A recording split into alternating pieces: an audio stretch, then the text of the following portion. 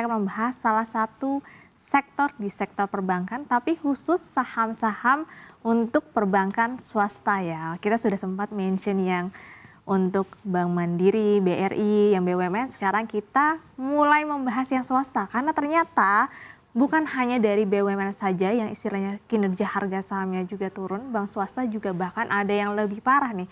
Nah, siapa saja, tapi sebelum membahasnya, mungkin kita akan membahas dari sisi kredit dan juga dari NPL perbankan yang ada di Indonesia. Nah, untuk yang pertama kita akan membahas dari sisi pertumbuhan kredit perbankan. Gimana sih pertumbuhan kreditnya? Mungkin teman-teman yang kerja di perbankan ataupun juga yang biasanya mengajukan kredit sekarang sudah agak lebih sulit ya. Karena ternyata pertumbuhan kredit kita itu turun sejak awal tahun. Di sini saya ada data dari Januari 2025 hingga Juli yang terbaru di 2025. Kalau teman-teman perhatikan target dari BI itu rentan di 8 hingga 11% sebenarnya untuk pertumbuhan kredit. Tapi sayangnya kalau kita lihat hingga Agustus hanya 7% saja. Bahkan juga di bawah targetnya OJK di 9 hingga 11%. Di awal-awal tahun sempat menyentuh 10% ya, masih di range target BI dan juga OJK.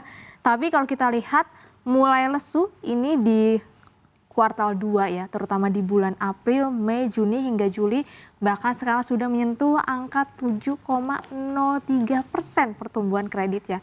Ini dekat lagi, sebentar lagi apakah nanti di Agustus bisa tembus 6%? Ini sangat jauh sekali dari target ya BI dan juga OJK yang di rentan 8,9 hingga 11%. Nah, kalau teman-teman ketahui ternyata dari sisi perbankan juga sekarang memanfaatkan likuiditasnya justru bukan menyalurkan kredit terhadap masyarakat. Tapi kalau teman-teman perhatikan justru sekarang perbankan itu lebih fokus memanfaatkan likuiditasnya justru untuk membeli surat-surat berharga. Kemudian kalau kita lihat istilahnya bukan hanya untuk diberikan kepada retail tapi justru diberikan surat-surat berharga. Nah, selain itu kalau kita lihat ternyata banyak juga perusahaan sekarang yang justru tidak mau mengambil kredit di bank, tapi justru memanfaatkan lebih ke pembiayaan internal sehingga tidak mengajukan pinjaman baru. Nah, kalau teman-teman perhatikan datanya untuk kredit modal kerjanya bahkan juga melambat atau di sebagai barometer aktivitas ekonomi, yaitu hanya di kisaran 3 hingga 4% saja hingga pertengahan tahun. Nah, angka ini sebenarnya cukup kurang baik ya, apalagi kalau kita lihat sekarang pertumbuhan kredit hanya di 7% saja. Nah, kalau teman-teman perhatikan sebenarnya suku bunga itu sudah turun, tapi sayangnya memang belum mampu meningkatkan pertumbuhan kredit. Mungkin kita bisa melihat track record dari suku bunga Bank Indonesia.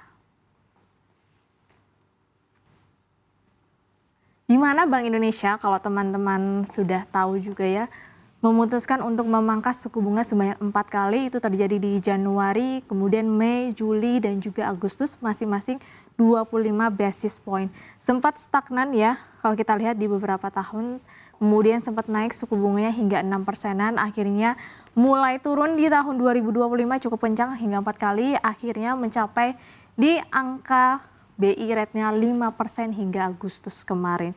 Nah, kalau teman-teman perhatikan, meskipun suku bunga sempat turun 2 kali di semester, 2 kali di kuartal 1 2025, tapi sayangnya kalau kita lihat ternyata belum mampu ya untuk meningkatkan pertumbuhan kredit. Jadi pemangkasan yang terjadi di semester 1 2025 memang belum mampu meningkatkan daya beli ataupun juga di mana likuiditasnya tidak dimanfaatkan untuk memberikan kredit oleh masyarakat dari perbankan sendiri. Nah, harapannya dengan pemangkasan yang terjadi sudah 2 kali juga di semester 2 dan mungkin nanti Bank Indonesia akan kembali memangkas suku bunga 1 kali atau 2 kali lagi, bisa berefek terhadap peningkatan daya konsumsi karena harga barang dan jasa otomatis turun ya ketika suku bunga juga turun. Nah, untuk selanjutnya kita juga akan membahas dari sisi kredit macet ya nih atau non-performing loan-nya. Sebenarnya untuk non-performing loan-nya atau di tingkat kredit macet perbankan Indonesia masih di range yang cukup baik ya. Karena range dari batasan OJK masih terbilang sehat itu kalau di bawah 5%. Kalau teman-teman lihat di sini dari Januari hingga Juli 2025, range angkanya itu masih di sekitar 2%, tapi sayangnya justru cenderung naik. Awal tahun hanya 2,18%, kemudian mulai dari April naik jadi 2,2% dan bertahan di 2,28%, terus meningkat kredit macetnya hingga Juli 2025. Di sini berarti menggambarkan Kenapa akhirnya perbankan tidak mau memberikan likuiditasnya terhadap masyarakat atau meminjamkan kredit, justru membeli surat berharga, tapi ternyata kalau kita lihat kredit macetnya ada peningkatan, sehingga mungkin perbankan lebih saving sehingga lebih memilih untuk membeli surat berharga dibandingkan untuk menyalurkan kredit terhadap masyarakat. Nah, lalu bagaimana nih dengan performa kinerja keuangan di saham-saham perbankan terutama di swasta?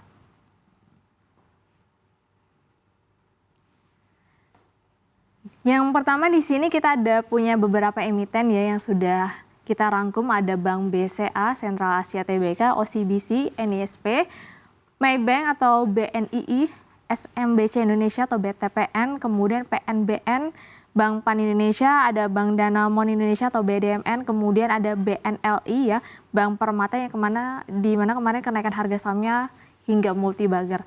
Nah, yang pertama ada Bank BCA nih, ini biasanya saham sejuta umat. Kalau kita lihat di sini sebenarnya laba bersihnya itu ada peningkatan di semester 1 mencapai 8% atau 29 triliun rupiah laba bersihnya. Tapi sayangnya justru kenaikan laba bersih tidak sejalan dengan kenaikan harga sahamnya. Harga sahamnya masih turun hingga 15%, sekarang di kisaran 8.300-an. Kemudian di sini NISP sendiri juga mencatatkan performa laba bersih naik 7%, 2,57 triliun laba bersihnya. Kinerja harga sahamnya hampir naik 6% di level 1.300-an. Kemudian ini per cut off 27 Agustus ya. Maybank atau BNII di sini laba bersihnya bahkan naik 348%. Itu menjadi 576 miliar rupiah. Tapi sayangnya kinerja sahamnya hanya naik 3% aja nih.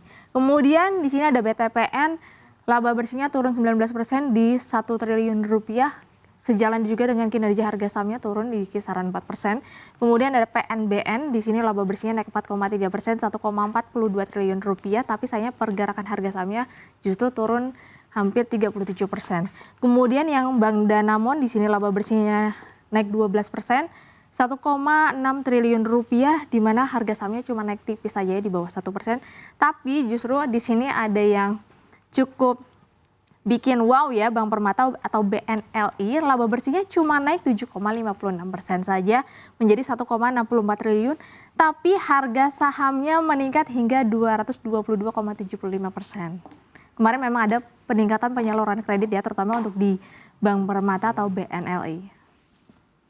Ya, kita sudah bisa melihat memang ternyata beberapa saham atau perbankan swasta masih mencatatkan penurunan laba bersih, juga performa harga saham sejalan dengan kinerja perbankan secara nasional ya.